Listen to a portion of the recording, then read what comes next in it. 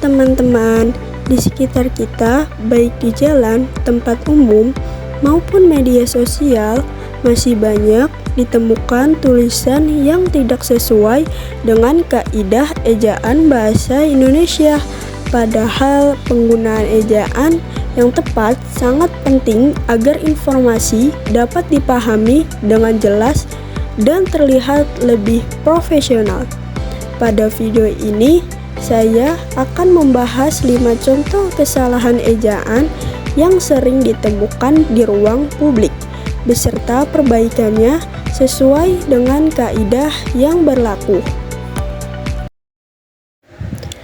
Coba perhatikan tulisan ini.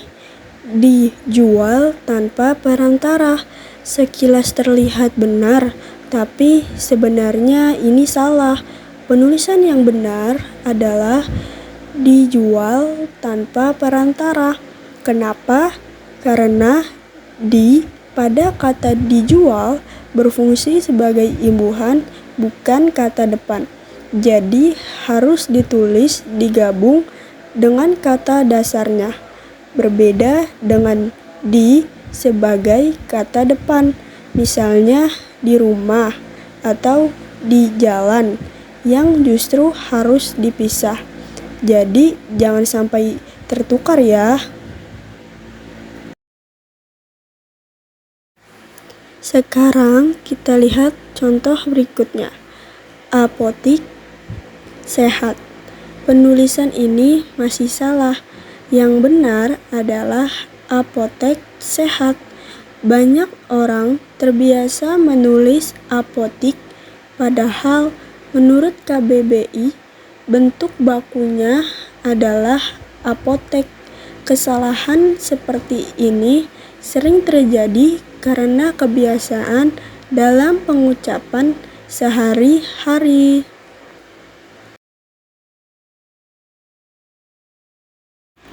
Selanjutnya, kita lihat contoh ini.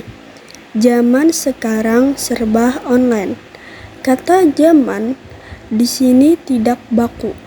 Penulisan yang benar adalah zaman sekarang serba online. Kesalahan ini terjadi karena penggunaan huruf yang tidak sesuai.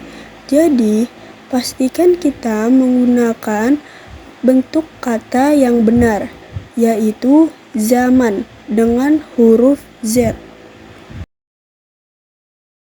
Selanjutnya ada contoh resiko.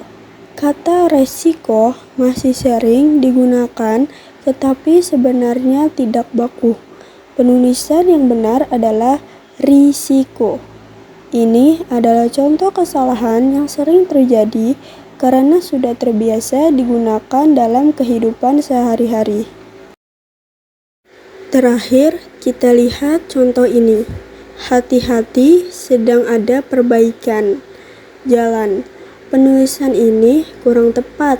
Yang benar adalah hati-hati, sedang ada perbaikan jalan. Karena hati-hati merupakan kata ulang, maka harus menggunakan tanda hubung. Tanpa tanda hubung, penulisannya menjadi tidak sesuai dengan kaidah.